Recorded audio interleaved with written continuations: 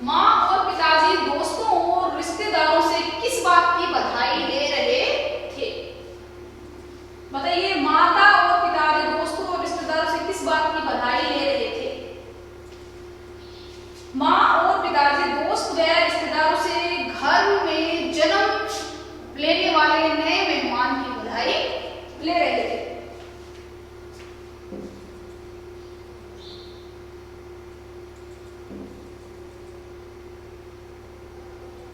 सनी और रोनी कौन थे? आपने कहानी को पढ़ा तो आपको पता चला होगा कि इसमें जो दो पात्र हैं सनी और रोनी, कौन थे? बताइए।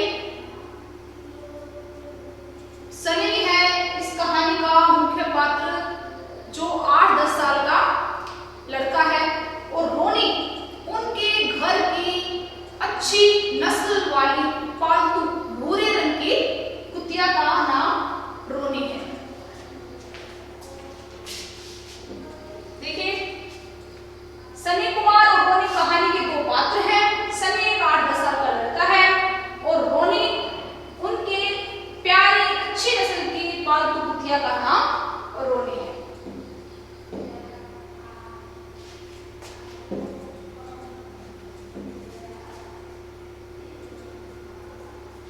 बैंक में सनी कुमार की मुलाकात किन महाशय से हुई? उस मुलाकात का क्या परिणाम हुआ? बैंक में सनी कुमार की मुलाकात किन महाशय से हुई?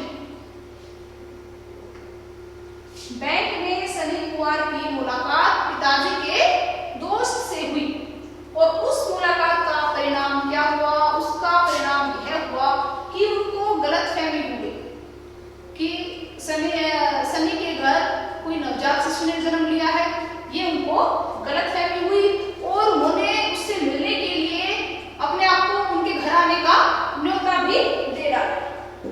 देखिए, इसका आंसर बैंक में सनी कुमार की मुलाकात पिताजी के दोस्त से हुई और बातों बातों में ही उन्हें गलतफहमी हो गई कि उनके घर एक नवजात शिशु ने जन्म लिया है और उन्होंने उल्हाना भी दिया कि आपने ये खुशखबरी हमें क्यों नहीं दी, और अपने आप को वहां उनके घर आने का और मिठाई खाने का न्योता दे दिया। नए मेहमान से मिलने पर पिताजी के दोस्त की क्या प्रतिक्रिया रही? जब वो पिताजी के दोस्त जो है नए मेहमान से मिले तो क्या हुआ, कैसी प्रतिक्रिया हुई उनकी? बताइए। नए मेहमान से मिलने पर पिताजी के दोस्त पहले तो दांत निपोड़ने लगे, यानी कि पहले तो काफी खुश हुए उससे मिलकर, लेकिन जब और उससे मिलकर बहुत खुश हुए और उसको देने के लिए 10-10 के करारे नोट निकाले, लेकिन जब उन्होंने उसको गोद में लिया और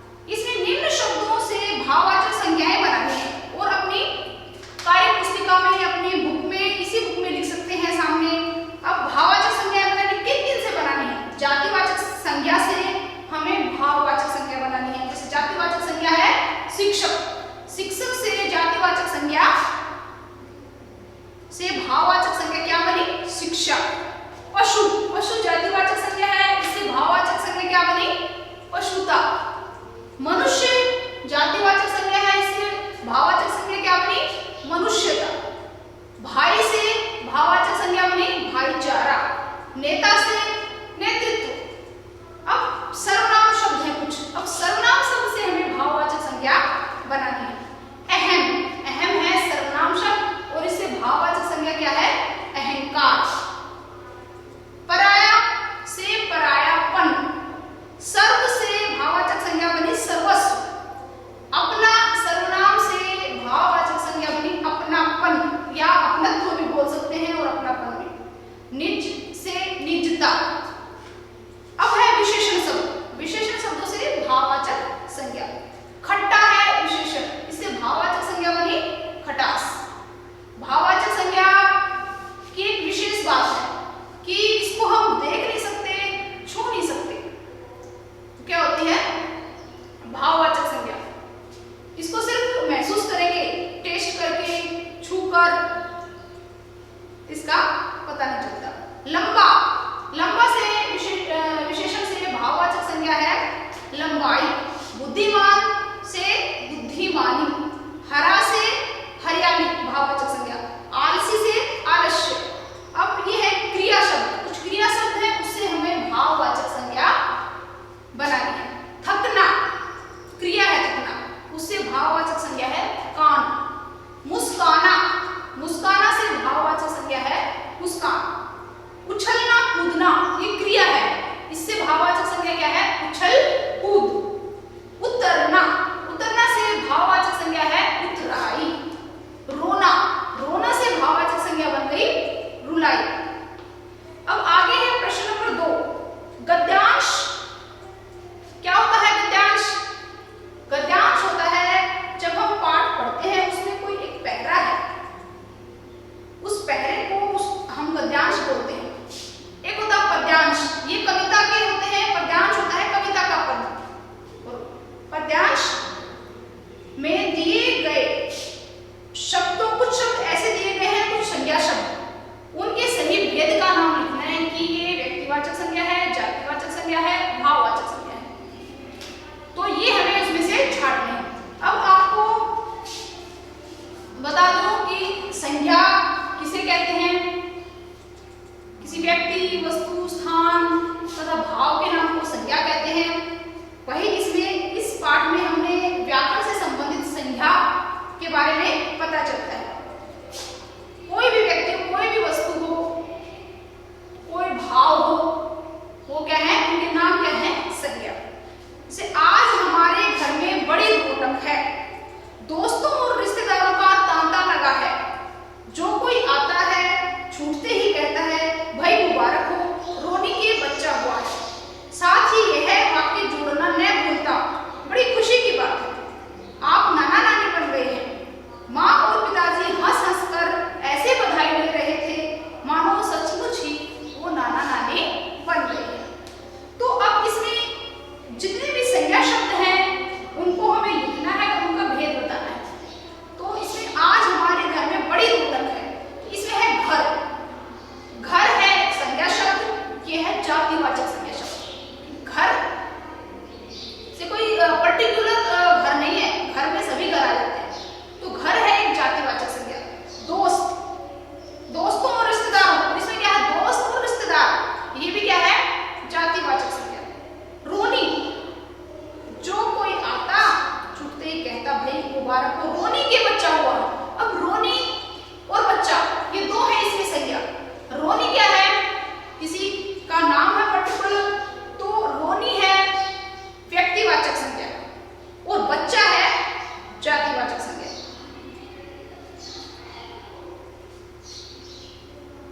बड़ी खुशी की बात है, इसमें खुशी, खुशी जो है भाव, खुशी हम महसूस करते हैं, तो वो क्या है? भाववाचक संज्ञा।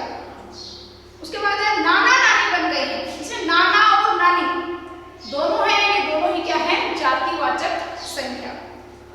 माँ और पिताजी हंस हंस कर ऐसे बधाई दे रहे थे, तो माँ और पिताजी ये है संज्ञा शब्द, ये दोनों ही क्या है? जातिवाचक संज्ञा। ये हमारा पुस्तक ए है, इसका अभ्यास। वाक्यों में दिए गए रेखांकित शब्द किस संज्ञा भेद के उदाहरण हैं? उचित विकल्प पर क्लिक करें। ये है आपकी पुस्तक जो बी है ना, बी का अभ्यास। नए मेहमान वाक्य में दिए गए रेखांकित शब्द किस संज्ञा शब्द के उदाहरण हैं? वाक्य में जो रेखांकित शब्द हैं, जैसे यहाँ रेखा लगाई है, वो यहाँ जो विकल्प दे रखे हैं उनमें से आपको बताना है कि क्या है। देखिए पढ़ते हैं वाक्य। नए मेहमान के आने से सब बहुत खुश हुए। तो विकल्प लाइन को किसके नीचे है रेखांकित? खुश के नीचे। अब खुश जो है कौन सी संज्ञा है? भाववाचक संज्ञा है या द्रव्यवाचक संज्ञा है? ये है भाववाचक संज्ञा। कौन सी है? भाववाचक संज्ञा। नेक्स्ट है पिताजी बाजार खुद जाकर कलाकंद लाए। अब इस वाक्य में रेखांकित शब्द है पिताजी। अब पिताजी बाजार खुद जाकर कलाकंद लाए। पिताजी कौन सी संज्ञा है? व्यक्तिवाचक, जातिवाचक या भाववाचक, द्रव्यवाचक या समुदायवाचक? तो पिताजी, पिताजी है जाति। पिताजी बाजार खुद जाकर कलाकंद लाए।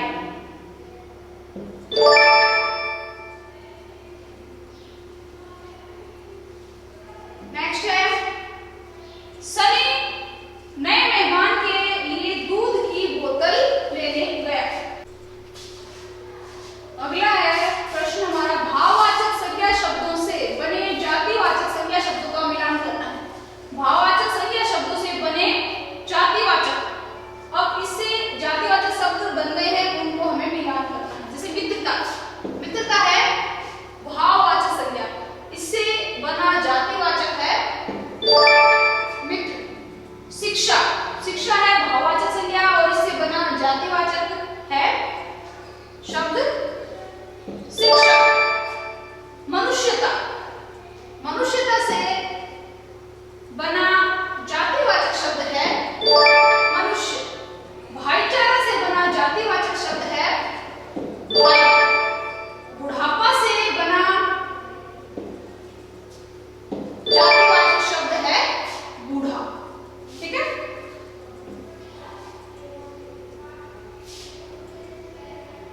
अब भाववाचक संज्ञा शब्दों से सर्वनाम शब्दों को मिलान करना है। भाववाचक संज्ञा शब्दों से सर्वनाम शब्दों का मिलान करना है। अब ये है अहंकार। अहंकार से सर्वनाम शब्द अहम। परायापन से पराया। सर्वस्व से सर्व, यह है सर्वनाम शब्द। अपनापन भाववाचक संज्ञा से अपना है सर्वनाम शब्द। निजता, निजता है भाववाचक संज्ञा और उससे है बना निज, सर्वनाम शब्द। खटास है भाववाचक संज्ञा, खटास से विशेषण शब्द बना खट्टा। चौड़ाई, चौड़ाई से विशेषण शब्द बना चौड़ा। हरियाली, हरियाली से विशेषण शब्द बना हरा। और आलस्य से विशेषण शब्द है आलस।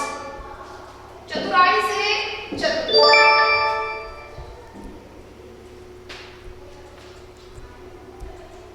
अब ये भाववाचक संज्ञाएं हैं और ये क्रिया शब्द है। इनसे हमें इसका मिलान करना है, भाववाचक से क्रिया शब्दों का। लिखावट,